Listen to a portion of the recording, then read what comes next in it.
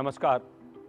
देखिए, जब भी मार्केट में खबर आती है फेस्टिवल के टाइम में, तो सबसे पहले चर्चा लोग शुरू कर देते हैं कि डेयरी प्रोडक्ट्स में तो मिलावट होती है, खोआ मिलावटी है, पनीर मिलावटी, घी मिलावटी।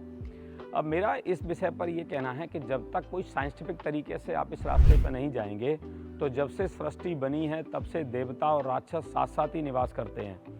और ऐसा कोई दिन मुझे लगता नहीं कभी आएगा कि धरती पर ऐसा हो जाए कि सिर्फ देवता हो जाएं, सब लोग शुद्ध हो जाएं और जो खराब लोग हैं वो धरती से चले जाएं।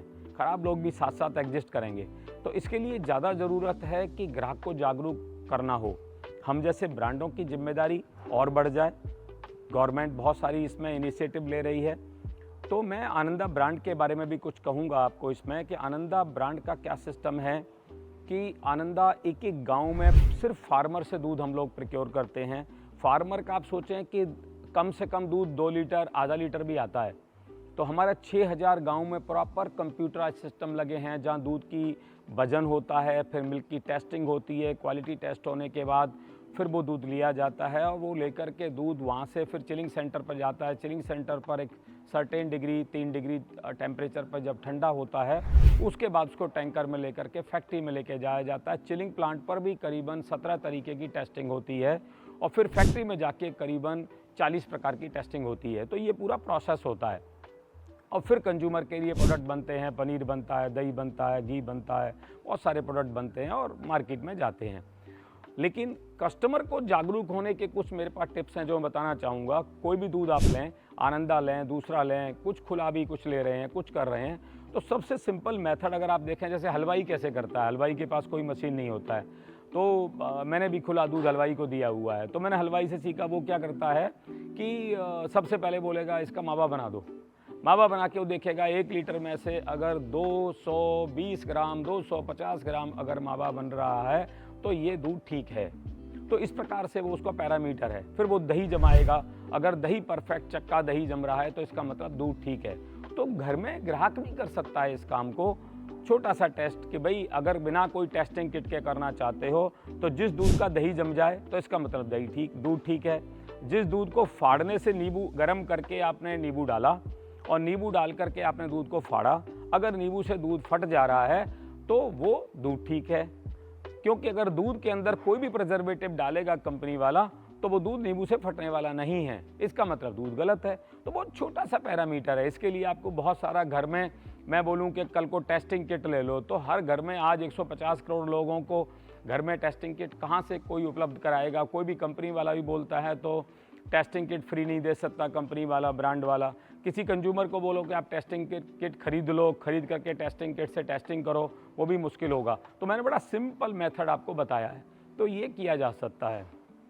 और दूसरा अगर देखें तो आनंदा की एक बहुत बड़ी मुहिम जिस पर हम आज चर्चा करना चाहते हैं आप लोगों से, वो है कि क्या हम ऐसा सोच सकते हैं कल्पना में सिंगल ऑरिजिन का दूध हो, विद ट्रेसेबिलिटी हो। क्योंकि आज भारत देश में बहुत सारी नस्ल हैं और क्षेत्र वाइज नस्ल हैं कि महाराष्ट्र में एक नस्ल अलग है, उत्तर प्रदेश में नस्ल अलग है, हरियाणा में नस्ल अलग है। इस प्रकार से अलग अलग स्टेट वाइज नस्ल हैं और हमारे पूरा संस्कृति वेद सब के समय से ये सब चीज़ें चल रही है और वो जलवायु और उन सब वातावरण के हिसाब से पूरी नस्ल डेवलप हुई हैं over the period of time.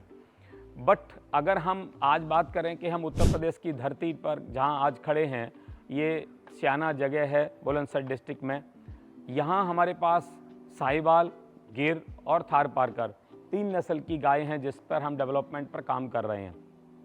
तो हमारा एक ऐसा चिंतन है कि क्या हम सिंगल ओरिजिन की परिकल्पना कर सकते हैं क्या।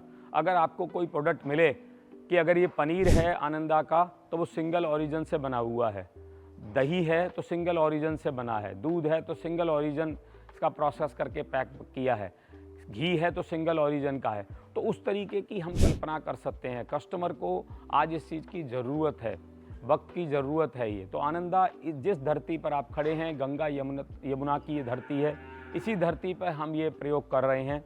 यहाँ एक नई नस्ल को हम जन्म देने जा रहे हैं जिस नस्ल का नाम होगा आनंदी।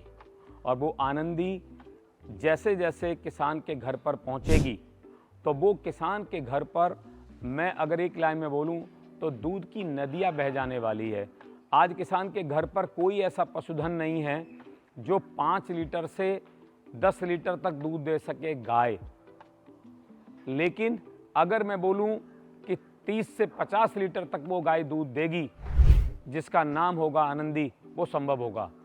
वो हम इसी धरती पर जहां हम खड़े हैं, यहाँ आपको आने वाले 2 महीने के अंदर सबसे पहले उस जेनेटिक को हम ब्राज़ील से लेकर के आएंगे, उसका यहाँ पर गर्भाधारण करेंगे और गर्भाधारण करने के बाद वो 1 साल के अंदर वो गौ माता की नस्ल धरती पर आएगी और 2 साल के अंदर वो बच्ची बड़ी होगी और वो फिर अगली जनरेशन को दे पाएगी।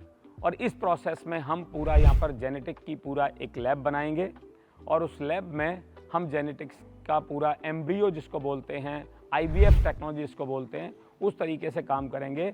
हम किसान को वो एम्ब्रियो उपलब्ध कराएंगे। मैंने पीछे भी कई बार इंटरव्यू में बोला है कि हम तो करीबन एम्ब्रियो खरीद रहे हैं ब्राज़ील से 1.5 से 2 लाख रुपए का, लेकिन हमारी कमिटमेंट है कि ये एम्ब्रियो हमारे देश के किसानों को 5,000 रुपये से लेकर 10,000 रुपये की रेंज में हम उपलब्ध कराएंगे। हमारे लिए बहुत बड़ा चैलेंज है, क्योंकि मैं भी एक गरीब किसान का बेटा हूं। मैं जानता हूं किसान का चैलेंज और किसान की मैं स्थिति जानता हूं कि वो इस 5,000 से 10,000 रुपये के रुपए में भी अगर एम्ब्रियो वो खरीद पाएगा तो बहुत बड़ी हिम्मत का काम होगा।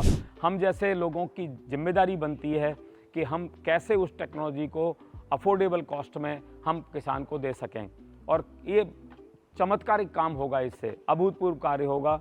हर घर में दूध की जिसको बोलते हैं अवेलेबिलिटी बढ़ेगी। अवेलेबिलिटी बढ़ेगी तो गांव में किसान भी दूध पी पाएगा, उसका परिवार पी पाएगा, दूध की कॉस्टिंग घट जाएगी, दूध की अवेलेबिलिटी बढ़ेगी तो गांव में भी दूध और शहर में भी दूध के प्रोडक्ट हो पाएंगे। और हम अगर वर्ल्ड मार्केट से अगर इंडिया के दूध की कॉस्ट को अगर देखते हैं तो उसमें भी कंपैरिजन में हम बेटर क्वालिटी पर होंगे, बेटर प्राइस पर होंगे, क्योंकि हम प्रोडक्टिविटी बढ़ाएंगे और खर्चे पर भी काम करेंगे। खर्चा कैसे घटे और प्रोडक्टिविटी कैसे बढ़े। बहुत बहुत धन्यवाद। आनंद करो। आनंद करो।